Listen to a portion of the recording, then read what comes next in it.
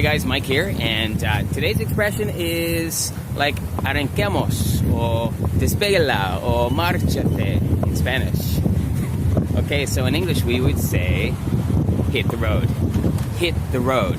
It's actually the title of a famous song back from the 70s. Hit the road, Jack, and don't you come back no more, no more, no more.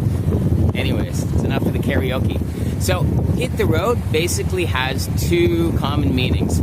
One meaning could be kind of like, as I said, like marchete or déjame quieto, like leave me alone. It's like, you know what, buddy? Hit the road.